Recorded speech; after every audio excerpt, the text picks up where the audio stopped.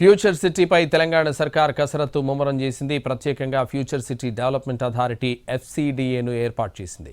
రంగారెడ్డి జిల్లాలో 7 మండలాల్లోని 56 revenue గ్రామాలతో FCDA పరిధిని నిర్ణయించింది.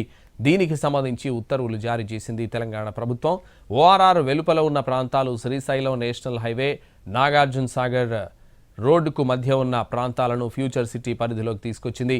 ఫ్యూచర్ సిటీ పరిధిలోకి వచ్చే 36 గ్రామాలు గతంలో హెచ్ఎండిఏ పరిధిలో ఉండేవి. వాటిని ఎఫ్సీడీఏ పరిధికి బదిలీ చేసింది. ఎఫ్సీడీఏ పరిధిలోకి మొత్తంగా 7 మండలాల్లోని 56 రెవెన్యూ గ్రామాలను చేర్చింది. దీనికి సంబంధించి గెజెట్ నోటిఫికేషన్ ఇచ్చింది. ఇక హైదరాబాద్ మెట్రోపాలిటన్ డెవలప్మెంట్ అథారిటీ పరిధి పెంచుతూ సర్కారు ఉత్తర్వులు జారీ చేసింది.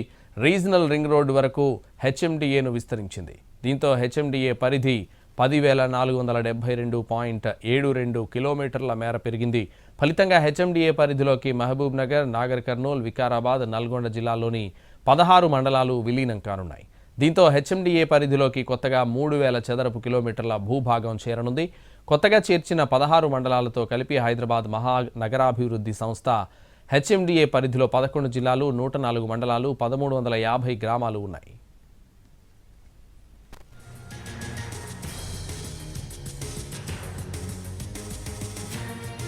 మరోవైపు రంగారెడ్డి జిల్లాలోని కందుకూరు, ఇబ్రహీంపట్నం, కట్తాల్, మహేశ్వరం, మంచాల, యాచారం మండలాల్లోని పలు గ్రామాలను ఫ్యూచర్ సిటీ అథారిటీ ఆధీనంలోనే ఉండనున్నాయి.